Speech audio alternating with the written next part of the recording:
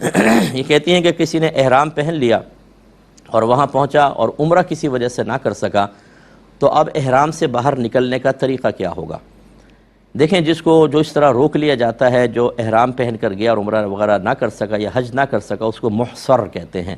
ہمارے نبی کریم صلی اللہ علیہ وسلم جیسے تشریف لے گئے تھے عمرہ کرنے کے لیے، لیکن انہوں نے کہا اس سال ہم نہیں کرنے دیں گے، اگلے سال آپ آئیں، تو اس کا پھر طریقہ یہ رہا کہ رحمت کونین صلی اللہ علیہ وسلم نے اس کا دم دیا تھا۔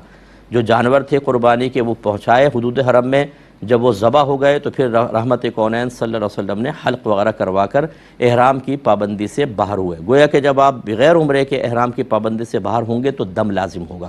اب اگر کسی نے وہاں پہ گئے اور بغیر دم دیے احرام اتار دیا تو یہ حالت ختم نہیں ہوتی، یاد رکھیں، یہ حالت ختم ہوگی حلق کروانے کے بعد، قصر کے بعد، اور اسی طرح جب آپ کی قربانی وہاں ذبح ہو جائے گی تو ان کو اب یہ چاہیے کہ سب سے پہلے تو اس لا علمی پر اللہ کی بارگاہ میں توبہ کریں،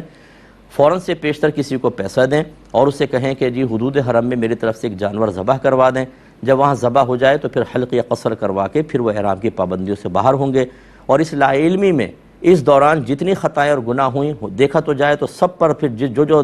ایسے گناہ ہوئے یا ایسی خطائیں ہوئیں کہ جن پہ دم لازم ہے تو دم ہونا چاہیے، اور وہ سینکڑوں کی تعداد میں ہو جائیں گے، لیکن کم از کم چلیں ایک کر لیں، باقی سے اللہ کی بارگاہ میں توبہ کر لیں اور آئندہ علم دین سیکھیں۔ علم دین نہیں سیکھیں گے تو اس طرح قدم قدم پہ انسان گناہ گار ہوتا ہے۔ اور بڑے عجیب و غریب میں نے صورتحال دیکھی ہے، جو حج عمرہ کرنا جاتے ہیں وہاں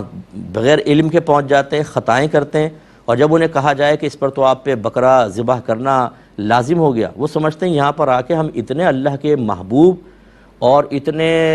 زبردست منتخب کردہ بندے ہیں کہ عام لوگوں کو نہیں بلایا، اللہ نے ہمیں بلایا، اور ہم جیسے خاص وی آئی پی پرسنز کو کفارہ ادا کرنا ہوگا۔ بولتے ہیں ارے جی کوئی مسئلہ نہیں ہے، اللہ معاف کرنے والا ہے،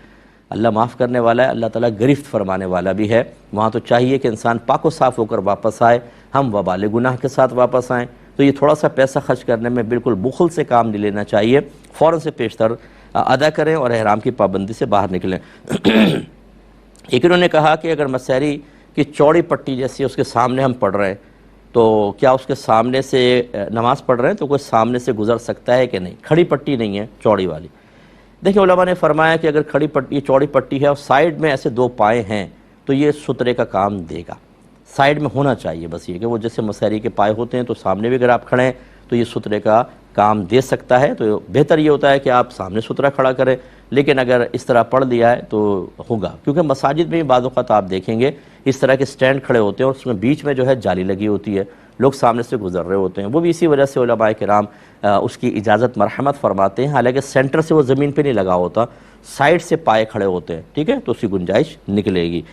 یہ کہتے ہیں میرے والد صاحب نے مجھے 75,000 روپے دیے تھے اور کہا تھا تم کھا پی لینا۔